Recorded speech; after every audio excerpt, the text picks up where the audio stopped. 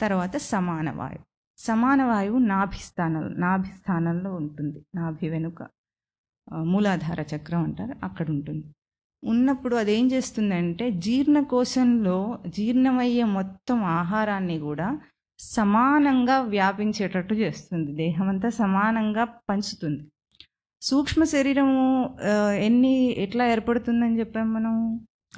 స్థూల శరీరంలో అన్నమయ కోశము సప్తధాతువులతో ఏర్పడుతుందని చెప్పుకున్నాం. అంటే మొదటిది తిన్న ఆహారం రసధాతువుగా ఏర్పడి ఆ తర్వాత రక్తము, కొవ్వు, మాంసము, మజ్జ ఇవన్నీ కూడా ఏర్పడతాయి ఒకదాని తర్వాత ఒకటి.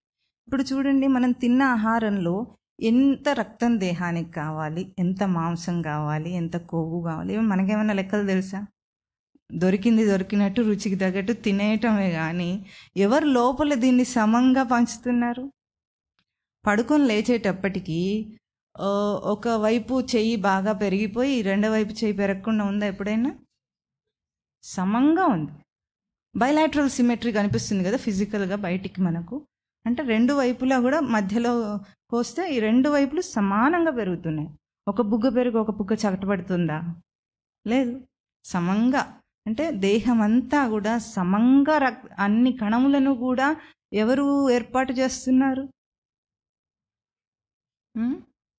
సమాన వాయువు. ఈ సమాన వాయువు లేకపోతే వికలం అయిపోతుంది అనమాట. వికలాంగం అంటే ఏమిటి? సమం అంటే క్షమ అవైకల్య అని, వికలం కానిది అని అర్థం. వికలం కానివ్వనిది అది, అందుకు సమాన వాయువు. అదే వికలాంగులు అంటే అర్థం ఏమిటి? ఒక అంగం వికలం అయిపోయింది అనమాట. అక్కడ గ్రోత్ సరిగ్గా లేదు, తల్లి గర్భంలోనే అనుకోండి.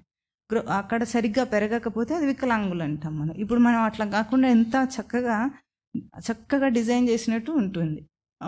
దానికి ఎదుగుదల కూడా సమానంగా ఉంటుంది కానీ అసమానంగా ఉండదు. ఇది చేస్తుంది సమాన వాయువు.